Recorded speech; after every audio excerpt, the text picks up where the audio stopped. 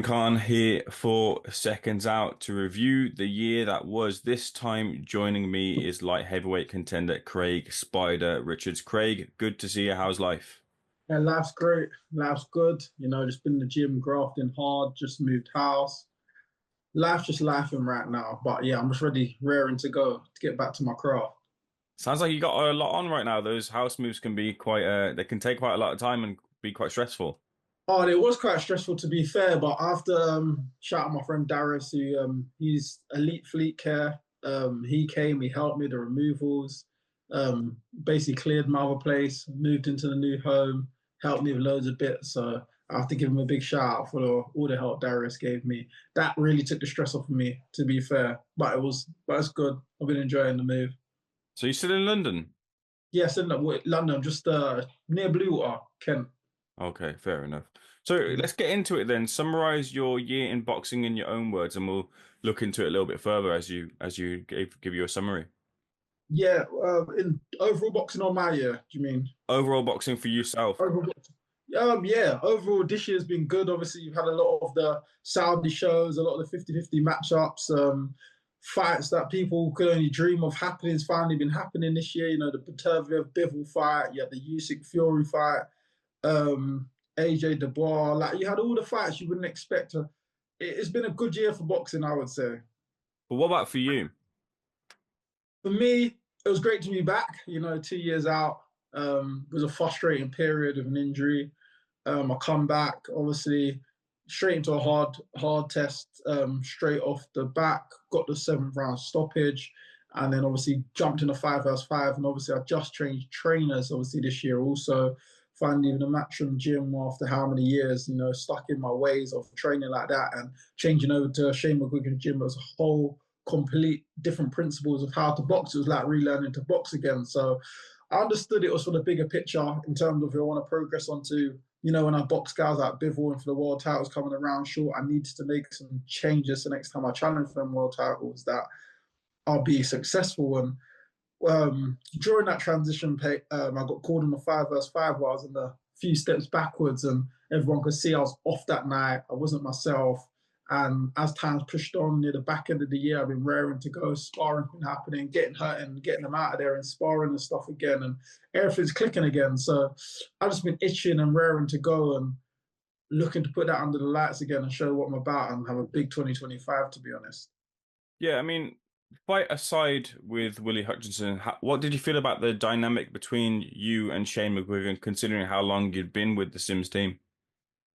At first, it was hard to gel because he had so much he wanted to teach me and so much to learn and so much things he wanted to get rid of and change and add and take away. And it was like learning to box again, sort of difficult at first. Like I was in sparring, just not getting things right, in camp, not getting it right, and on the night, not getting it right. And at first, it was frustrating, but it was all about trusting the process to say, look, you made this change for a reason.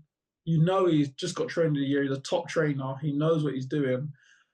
Just trust the process and be patient. A lot of people I know will be like, oh, it's not worked for me. I've got to try and fight. No, I knew. And as time's going on now, we're clicking and gelling. Everything's coming off. I'm like, right, this is what I was looking for. This is the process I had to wait and trust. And we're here now. You were seen as the favorite in that fight, going to that fight with Hutchinson. A lot of people kind of felt like maybe Hutchinson might take a bit of a lead, but eventually you'd get to him. What Yeah. part of your game was missing on that night to get that result? Do you feel like you mentioned there, just maybe a couple of things didn't quite go your way? Feel like learning new styles, telegraphing, overthinking things.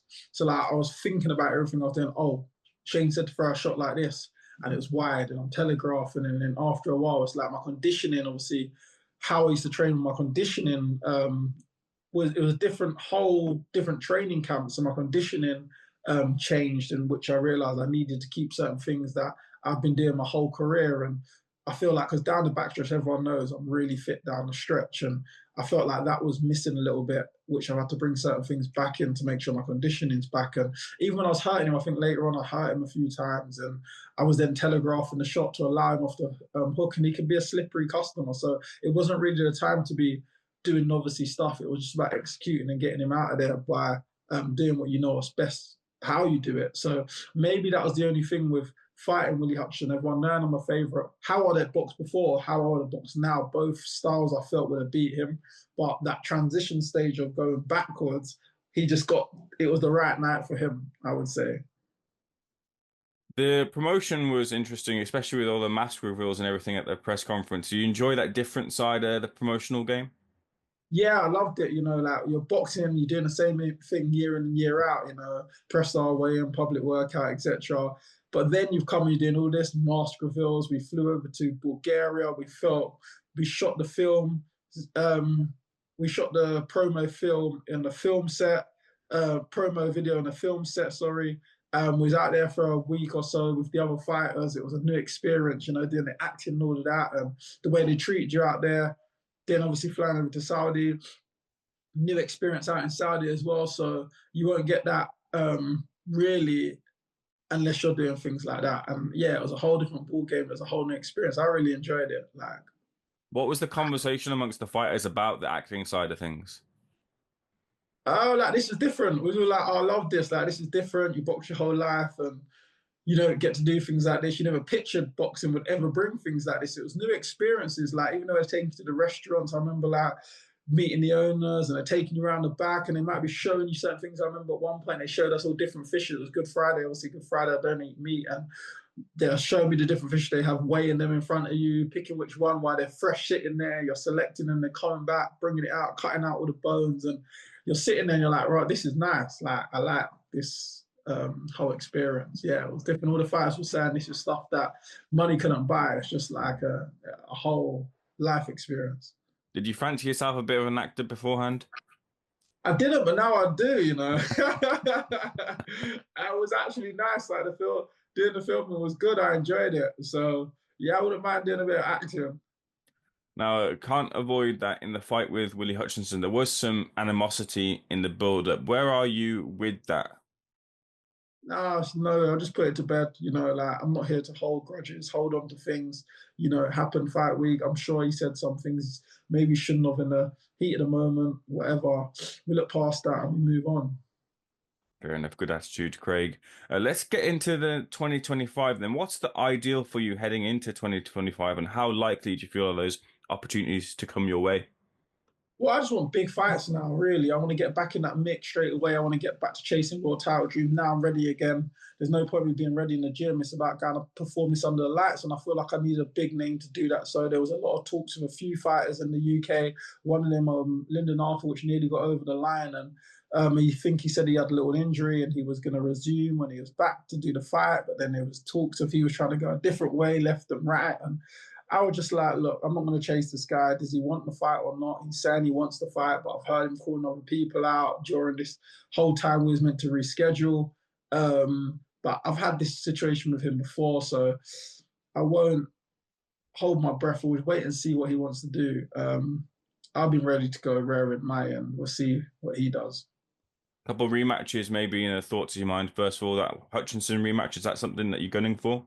150%. If that comes up, I'll be raring to go. I just want to right that wrong, perform, be me on the night, and do what I'm supposed to do. So that is definitely a fight that I'd embrace and take in without a shadow of a doubt. And then I imagine as well looking to put yourself in a position where you can get that Bivol rematch as well too. Yeah, of course. That's another one, especially if Biffle becomes successful when he rematched, then that's definitely something I'll be chasing. We laughed about it when I saw him in Saudi and he's like, oh, no, I'll be seeing you again. Like, you're a good operator. And I was like, yeah, you're not bad yourself. We started laughing. And we said, yeah, we'll probably definitely see each other down the line and do it for the belt. So that's definitely something I'm destined towards. So I need a big fight or two to put me in that position. And then bang, when the green light's on, I'm ready to go. I've got my head down and working hard than ever. I'm getting better results than I have in years. Yeah, I'm itching.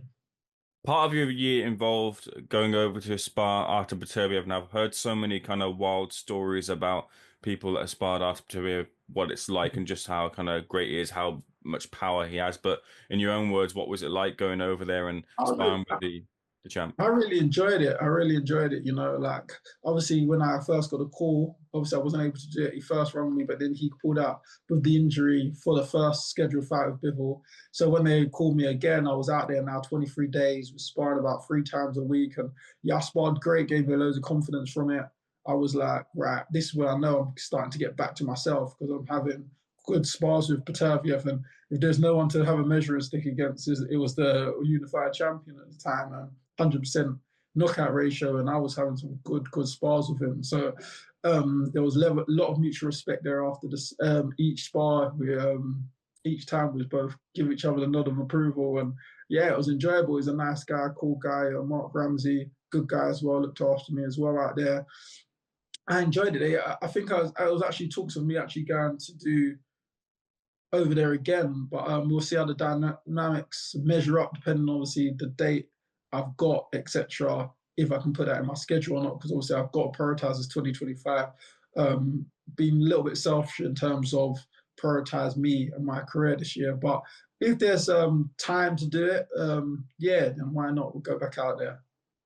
Just going into that spar a little bit with Artur, from your own point of view, what were you looking at to achieve every time you sparred Artur?